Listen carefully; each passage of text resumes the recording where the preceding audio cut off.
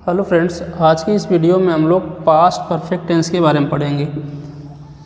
सबसे पहले हम इसकी पहचान जानते हैं कि इसको हम कैसे पहचानेंगे कि पास्ट परफेक्ट टेंस है या नहीं। इसकी पहचान हम लिखते हैं यहाँ पे।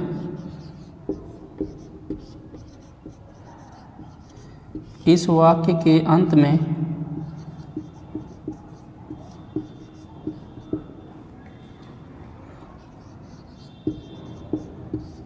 चुका था,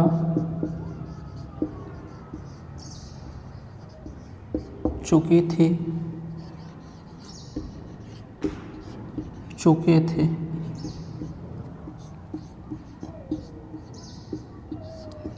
लिया था, दिया था, आ था, ई थी, ए थे इत्यादि शब्द पाए जाते हैं।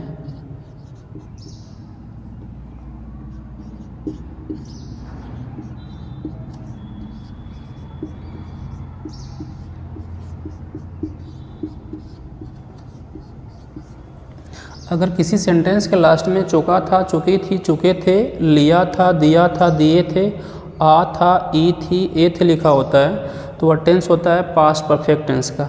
अब हम इसके स्ट्रक्चर के बारे में पढ़ेंगे, structure of passive sentence.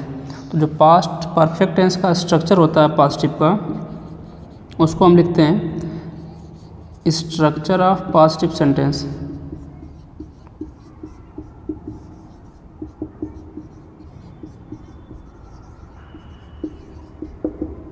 Structure of passive sentence. सबसे पहले हम सब्जेक्ट लिखेंगे। पास्ट परफेक्ट टेंस की जो हेल्पिंग वर्ब होती है हेड होती है। सब्जेक्ट सिंगुलर होगा तो भी हेड लिखेंगे, प्लूरल होगा तो भी हेड लिखा जाएगा। उसके बाद लिखा जाएगा वर्ब का थर्ड फॉर्म, फिर लिखेंगे हम लोग ऑब्जेक्ट सच एज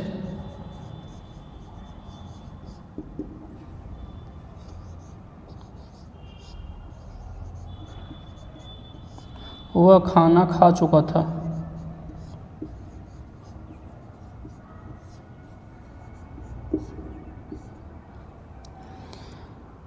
कौन खाना खा चुका था?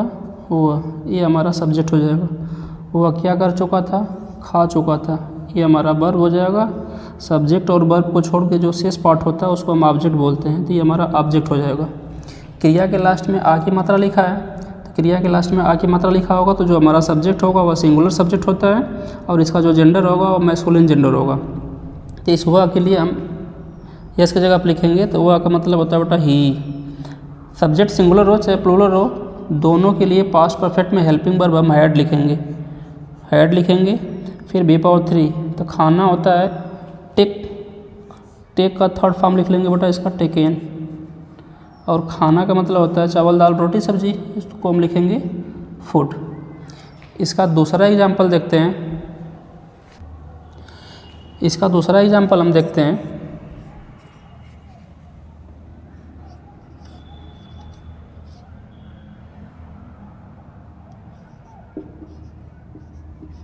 तुम बस से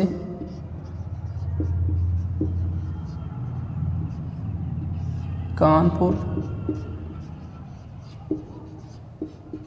जा चुके थे। कौन जा चुका था? तुम, ये सब्जेक्ट हो जाएगा। क्या कर चुके थे तुम? जा चुके थे, ये वर्ब हो जाएगा।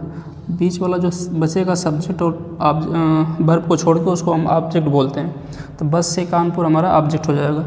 क्रिया के लास्ट में एक ही मात्रा लिखा है तो ये सब्जेक्ट हमारा प्लूरल नंबर का होगा और इसका जो जेंडर होगा वो मैस्कुलिन जेंडर होगा।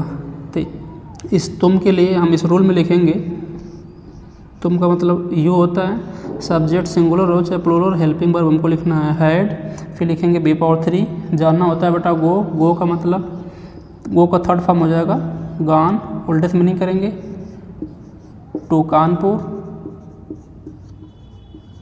से के लिए लिखेंगे यहाँ पे बाई। अब बस का मतलब होता है बस। इसका एक और एग्जांपल देखते हैं।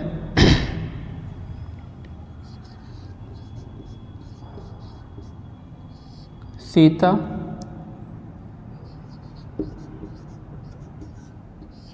अपनी माँ को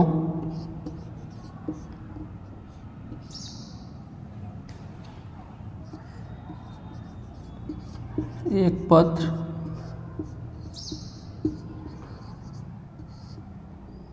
लिख चुकी थी।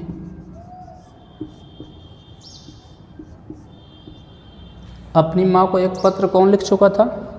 सीता। सीता क्या कर चुकी थी? लिख चुकी थी। ये वर्ब हो गया। सब्जेक्ट और वर्ब को छोड़ के जो शेष पार्ट बचता है सेंटेंस का, उसको हम ऑब्जेक्ट बोलते हैं। ये हमारा ऑब्जेक्ट हो जाएगा।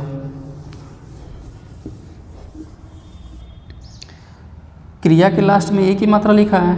क्रिया के लास्ट में अगर एक ही मात्रा होता है तो जो सब्जेक्ट हमारा होता है वह सिंगुलर होता है और उसका जो जेंडर होता है वो फेमिनिन जेंडर का होता है। तो सीता को सब्जेक्ट की जगह लिखेंगे, सीता के लिए लिखेंगे सीता। सब्जेक्ट सिंगुलर हो चाहे प्लूरल हो, दोनों के लिए हम हेल्पिंग वर्ब लिखेंगे हैड। फिर V3 लिखना होता है बेटा राइट, मतलब WRITE। इसका थर्ड फॉर्म हो जाएगा रिटेन। वर्ब लिखने के बाद हम उल्टे से मीनिंग करते हुए सब्जेक्ट की ओर चलते हैं। अ लेटर मतलब एक पत्र है तो उसके लिए लिखेंगे अ लेटर। का की को के लिए यहाँ पर लिखा जाएगा टू। अपनी माँ के लिए लिखा जाएगा हर मदर।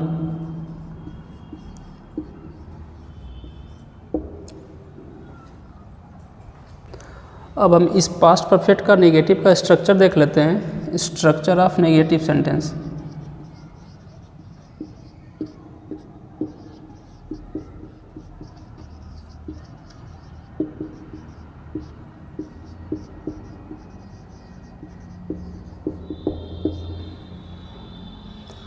सबसे पहले सब्जेक्ट लिखेंगे, फिर हेल्पिंग वर्ब हैड, फिर नॉट, कभी नहीं के लिए नेवर लिख सकते हैं, फिर लिखेंगे वर्ब का थर्ड फॉर्म, फिर लिखेंगे ऑब्जेक्ट। फॉर एग्जाम्पल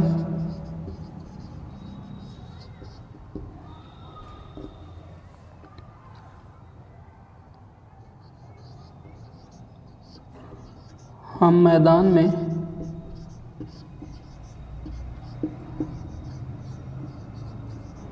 फुटबॉल नहीं खेल चुके थे।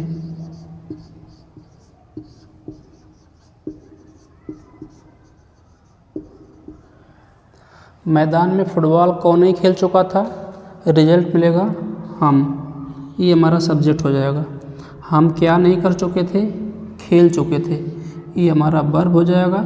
सब्जेक्ट और वर्ब को छोड़ के जो शेष पार्ट होता है सेंटेंस का, उसको हम बोलते हैं ऑब्जेक्ट। क्रिया के लास्ट में एक ही मात्रा है, सब्जेक्ट होगा प्लूरल नंबर का। हम का मतलब यस की जगह लिखेंगे तो हम का मतलब होता है बेटा वी मतलब हम। हेल्पिंग वर्ब लिखेंगे हैड। सब्जेक्ट सिंगुलर होगा चाहे प्लूरल, दोनों के लिए हेल्पिंग वर्ब को लिखना है पास्ट परफेक्ट में हैव। नहीं के लिए लिखेंगे नॉट। फिर V3 लिखा है रूल में, तो खेलना होता है प्ले, मतलब प्ले का थर्ड फॉर्म हो जाएगा प्लेड।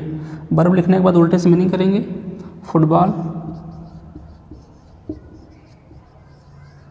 में के लिए लिखेंगे इन, मैदान के लिए लिखेंगे द फील्ड। एक इसका दूसरा एग्जांपल देखते हैं।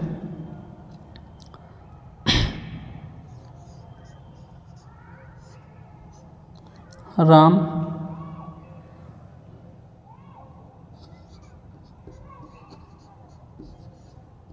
बाजार से फल नहीं ला चुका था।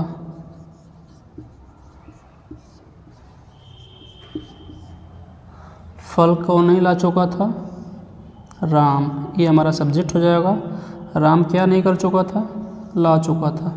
ये वर्ब हो जाएगा। शेष पार्ट होगा ऑब्जेक्ट। सब्जेक्ट और वर्ब को छोड़ के जो शेष पार्ट होगा उसको ऑब्जेक्ट बोलेंगे। क्रिया के लास्ट में आ की मात्रा है तो सब्जेक्ट हमारा सिंगुलर होगा और जेंडर इसका जो होता है मैस्कुलाइन जेंडर होगा। तो राम को यस की जगह पर लिखेंगे, राम के लिए लिखेंगे राम।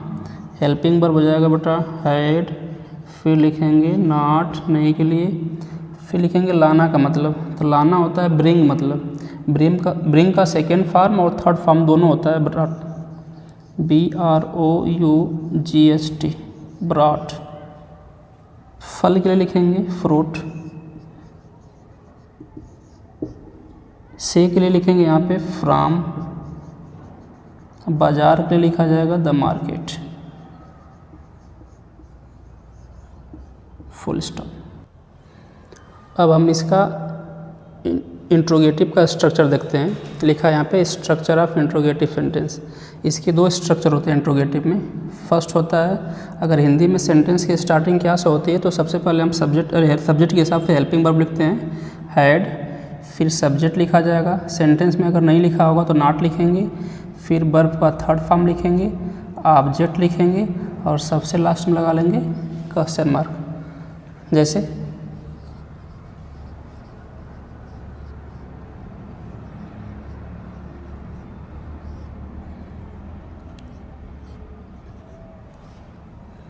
क्या तुम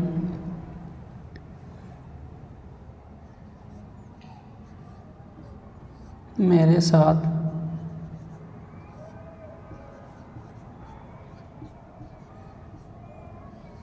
आगरा गए थे?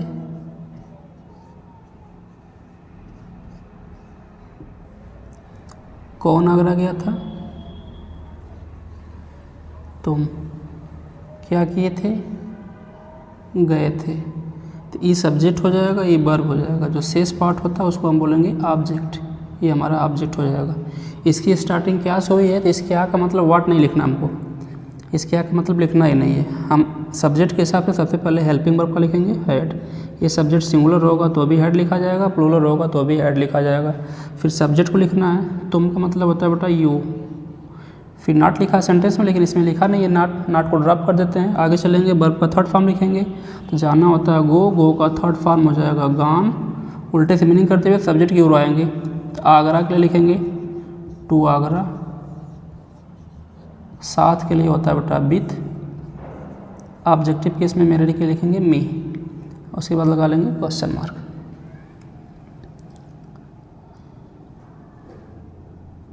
इसका दूसरा रूल देखते हैं, WH टाइप वाला। अगर हिंदी सेंटेंस के बीच में अगर क्वेश्चन वर्ड लिखा होगा, लगभग 11 संख्या होती है इसकी क्वेश्चन वर्ड की। अगर ये हिंदी सेंटेंस के बीच में लिखा होगा तो सबसे पहले उसको उठा के हम WH की जगह पर लिखेंगे।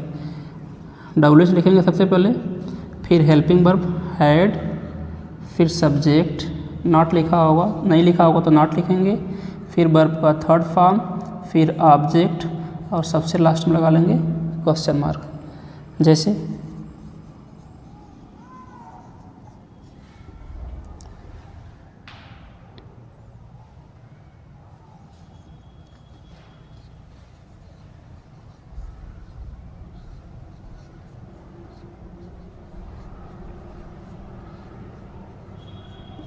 वह कहाँ जा चुका था, ये लिखा है।